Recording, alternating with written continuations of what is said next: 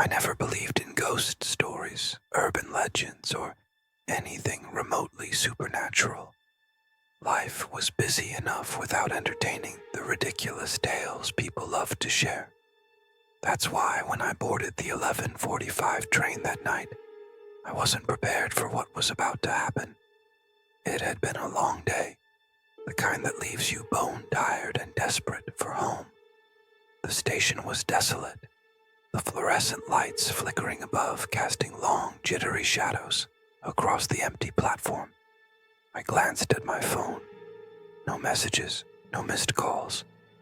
Just me, the faint hum of electricity, and the stale scent of grease from the tracks below. When the train finally pulled in, it looked older than usual. The cars were grimy, their windows clouded with years of neglect. The headlights seemed dimmer, barely piercing the darkness of the tunnel. I hesitated. Something felt wrong. But the doors opened with a sharp hiss, and my exhaustion overruled my instincts. I stepped inside. The air inside was heavy, damp, and cold, colder than it should have been. The usual hum of activity was absent. No passengers chatting, no announcements crackling over the intercom. The only sound was the faint creak of the train settling on its tracks. I walked down the aisle looking for a clean seat. The lights overhead flickered erratically, casting sporadic bursts of light and shadow. Most of the seats were empty, their fabric torn and stained. The few passengers present sat unnaturally still, heads bowed, faces obscured. I chose a seat near the middle of the car, as far away from the others as I could manage. As I sank into the worn cushion, I noticed deep scratches etched into the walls and windows. They weren't random. Parallel lines, evenly spaced, as though made by claws. My stomach tightened, but I shook it off. The train jerked forward with a lurch that nearly threw me from my seat. It picked up speed faster than usual, the city lights outside becoming streaks of yellow and white against the dark. I leaned back, trying to steady my breathing. Just tired, I told myself.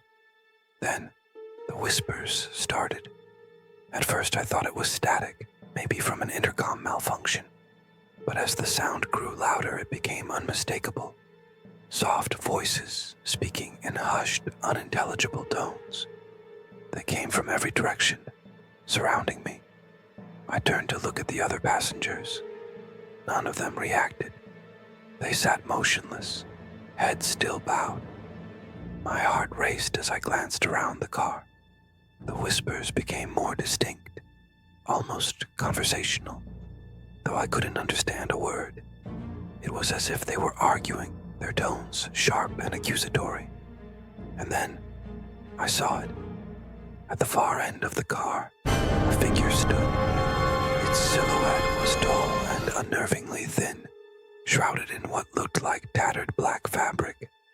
Its face, or what should have been a face, was hidden in shadow, but I could feel its eyes on me. It didn't move, just stood there watching. The whispers stopped. The silence was worse. I gripped the armrest, willing myself to look away, but I couldn't. My eyes were locked on the figure as it began to move. Slowly at first, its steps deliberate, almost calculated. The flickering lights distorted its movements, making it seem to vanish and reappear closer with each flicker. Is anyone else seeing this? I wanted to scream, but my throat felt like it was closing. The other passengers remained eerily still, oblivious to the thing advancing toward me. The air grew colder with every step it took. My breath came out in shaky puffs of mist, and frost began to creep along the windows. The scratches on the walls seemed to glow faintly, as though illuminated by an unseen light. And then, it spoke.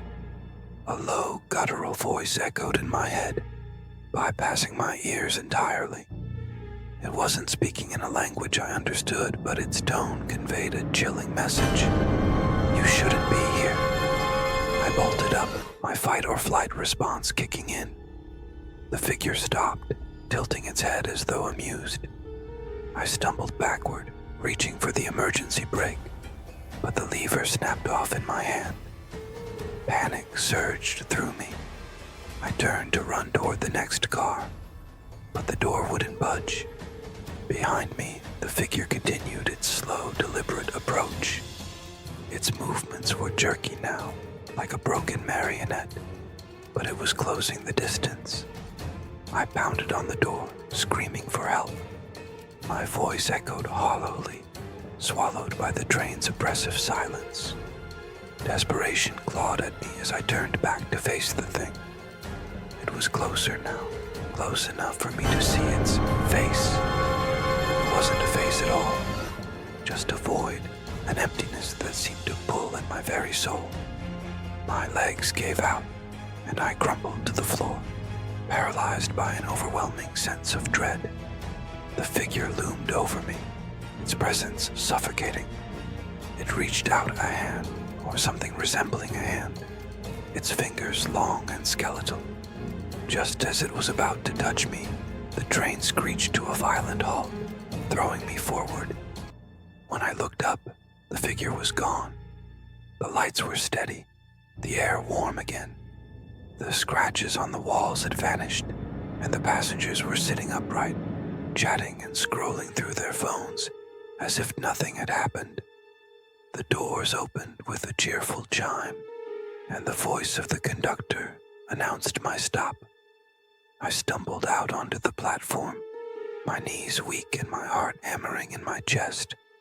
As the train pulled away, I turned to look at the windows.